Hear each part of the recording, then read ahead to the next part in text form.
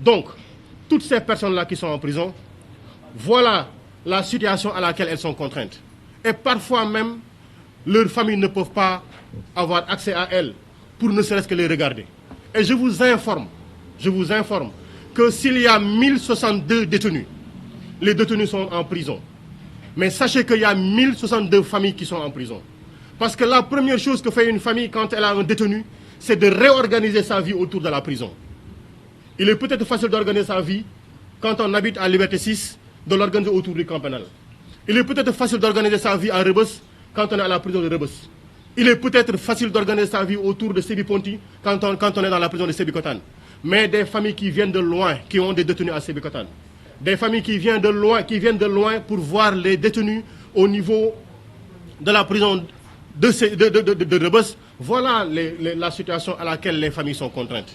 Et ça doit nous poser question. Et aujourd'hui, même le droit de visite est difficilement exerçable pour la bonne et simple raison qu'il y a tellement de familles qui sont restées très longtemps sans voir leur père, leur enfant, leur oncle, leur tante, etc., ou leur sœur.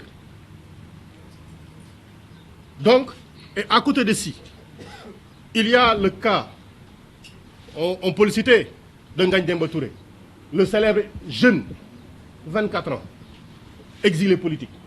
Mais derrière le cas de Ngagne Demba Touré, il faut voir qu'il y a une quarantaine de jeunes, d'après nos informations recherchées, et qui ont décidé de se faire la malle, de disparaître tranquillement. 40 jeunes. C'est des familles encore qui vivent autour de ces situations-là. Il y a aujourd'hui cette chasse aux militants, parce que nous avons appris hier par des Sénégalais de la diaspora qu'il y a une liste de citoyens sénégalais vivant dans la diaspora qui a été déposée à l'aéroport, et vous avez très souvent des informations sur la situation de Sénégalais de la diaspora qui sont venus dans le pays et qui, au moment de rentrer, ou qui sont arrivés à l'aéroport, au moment de rentrer dans le pays, ont été arrêtés parce qu'on leur a reproché des opinions qu'elles ont émises sur la situation du pays. Mais derrière cette situation, que nous tous nous constatons, la situation de la restriction absolue des libertés, et qui ne nous épargne pas, nous, groupes parlementaires régulièrement organisés, vous avez été informés que vendredi passé, nous avons voulu tenir une conférence de presse pour nous exprimer sur le travail parlementaire. Cela nous a été interdit et le siège du PUR, là où nous voulions le faire, a été barricadé. Aujourd'hui, nous nous retrouvons au siège du PRP, le fameux siège toujours barricadé. D'ailleurs, la gendarmerie doit commencer à payer le loyer parce qu'ils barricadent le siège pendant de très longs jours. Donc ils doivent participer au paiement de la location parce que c'est eux qui bénéficient du siège. Mais ce qu'il y a lieu de dire aujourd'hui, c'est que la résistance démocratique, parce qu'aujourd'hui dans ce pays, on interdit absolument de parler de résistance, de combat, de lutte. Il faudra chercher les bons épithètes. On précise bien. Aujourd'hui, la résistance démocratique des Sénégalais, aussi bien de l'intérieur que de la diaspora, nous permet de récupérer des espaces de liberté. Et aujourd'hui, notre présence dans ce siège ici n'est pas un cadeau qui nous est fait. C'est la somme de tous les combats qui sont aujourd'hui en train d'être menés par la société civile, par des intellectuels, que d'aucuns qualifient de politiques. Mais la nature de l'intellectuel, on le connaît. C'est des intellectuels qui émettent des avis objectifs sur ce qui est en train de se passer. On a entendu des universitaires et on a entendu des partis politiques tous s'exprimer pour ce qui est en train de se passer dans ce pays-ci. Et le fait de décrire tout ceci, dans ce pays comme dans la diaspora, nous permet de récupérer quelques portions de liberté démocratique et de pouvoir les exercer. Et c'est au titre de la récupération de ces libertés démocratiques que le groupe parlementaire aujourd'hui est en train de s'exprimer, parce que ça lui a été interdit la semaine passée, aujourd'hui dans ce siège du PRP qui est toujours barricadé et aujourd'hui qui reste ouvert. Donc, ce que nous disons, il ne faut jamais cesser d'essayer d'exercer les libertés démocratiques. Il faut écrire, il faut demander des autorisations de marche, il faut informer la société internationale, il faut informer la communauté internationale, il faut continuer ces activités-là pour nous permettre de pouvoir encore et encore récupérer toutes ces portions de liberté démocratique qui nous ont été confisquées. Et pour conclure sur ce point, il y a le point essentiel. Vous le savez tous, tout ce qui est en train d'être organisé aujourd'hui au Sénégal est en train d'être organisé autour de la prochaine élection présidentielle.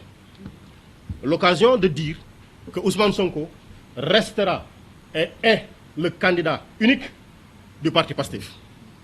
On va dire l'ex-parti PASTEF, je dis bien Ousmane Sonko reste et restera le candidat unique du parti PASTEF et de la coalition qui s'organisera autour de ceci. Mais il est important que l'on sache que pour y aller, nous avons besoin de poser la question de l'accès, d'un accès transparent et uniforme au fichier électoral. Nous avons besoin que la question de la transparence du vote, avec la désignation d'une autorité impartiale, soit définitivement réglée.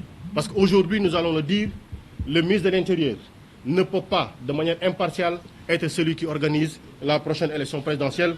Voilà pourquoi nous disons qu'il nous faut une autorité impartiale pour nous permettre d'avoir des élections transparentes dans ce pays-ci. Et cela nous permet d'embrayer sur le deuxième point présenté par notre sœur, honorable député Ndiallo Bathily, c'est la question de la situation des Sénégalais. Nous avons été hier à Fass Boye pour présenter les condoléances.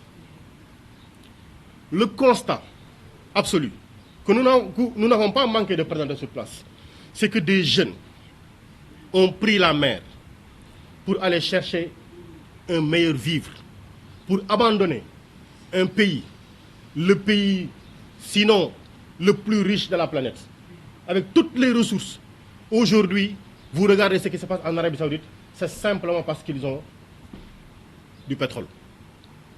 Alors tout ce que nous avons comme ressources, avec tout ce que nous avons comme ressources, des milliers de jeunes reprennent la mer. Il faut se poser des questions. Et la question simple, ou plutôt la conclusion simple qu'il faudrait en tirer, c'est que quand les ressources sont exploitées ici, de manière juste, et dont les bénéfices sont également répartis pour tout le peuple, nous avons une jeunesse qui comprend que ce pays-ci est une terre de trésors. Mais quand les ressources sortent du pays, sans qu'on leur ait la possibilité de poser des avis sur l'égale distribution des bénéfices pour ces ressources-là, il faut comprendre que les jeunes ne font que suivre leurs ressources. Et on pourrait en donner des exemples, mais sachez-le, ce qui s'est passé à Fass Boye est une question de responsabilité de l'État. Et nous demandons sur ça la libération de tous les jeunes qui ont été arrêtés parce que ces jeunes-là ont voulu demander à l'État de sortir et de s'exprimer sur la situation des jeunes disparus. Et demander à la suite de ceci la libération de la totalité des détenus politiques au Sénégal. Et quand je parle des détenus politiques, le plus célèbre, le plus connu aujourd'hui, est bien le président Ousmane Sonko. À côté de cette situation, il y a la situation de l'exercice des libertés. Il y a la situation de la cherté du coût de la vie. Guy Marius Sagna a eu une formule bien indiquée de sortir avec 2 oignons. Je lui avais demandé d'en ramener, peut-être qu'il a oublié ou qu'il n'y a plus d'oignons chez lui. On n'a pas pu ramener des oignons, hein. Mais la vie coûte cher. L'électricité coûte cher. On peut donner des exemples et des exemples. Et aujourd'hui, les véritables débats dans ce pays auraient dû être ces questions-là. Mais on nous contraint à nous battre pour permettre à un opposant d'exercer ses libertés démocratiques sous le jour d'une grande manipulation. Et cette situation de la vie des Sénégalais nous amène encore à donner juste un exemple sur la situation du monde agricole. Est-ce que vous savez qu'aujourd'hui, pour la population rurale, on leur donne 2 kg d'engrais par personne imposable. 2 kg d'engrais. Ça veut dire quoi? Ça veut dire que pour qu'une famille puisse avoir 50 kg d'engrais, il faut que la famille soit composée de 25 personnes imposables.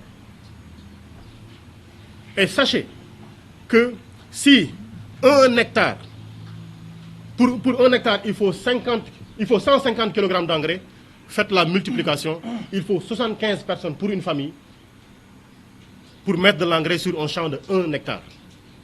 Alors qu'on nous déclare bien que le budget pour la campagne agricole pour cette année-ci est de 100 milliards. Posez-vous des questions. Et ce que je dis là est vérifiable dans la commune de Diamal. Parce qu'ils vont dire non, ça c'est pas vrai. Ils vont nous amener des gens qui vont nous dire, mais voilà, qui vont nous apporter la contradiction. allez-y à Diamal, dans la commune de Diamal, dans le département de Birkelane, vous vérifierez ces informations-ci. Et au titre de ces mêmes situations, on aurait pu prendre la situation des licences de pêche, des licences de pêche. La situation des ressources minérales, minières. On aurait pu en prendre encore des exemples. C'est simplement pour dire que ce que nous avons aujourd'hui doit nous poser d'amples questions. On n'a plus le droit d'exercer nos libertés démocratiques. On n'a plus le droit d'exprimer nos contradictions. Et pendant ce temps aussi, on nous ôte la liberté de vivre dans le bonheur dans ce pays-ci, parce qu'il n'y a pas d'emploi, parce que l'agriculture n'est pas soutenue, parce que. Voilà en somme ce pourquoi nous avions dit que nous rencontrerons aujourd'hui la presse pour poser ces jalons-ci et leur dire voici les informations que nous voulions partager avec vous. Nous vous remercions.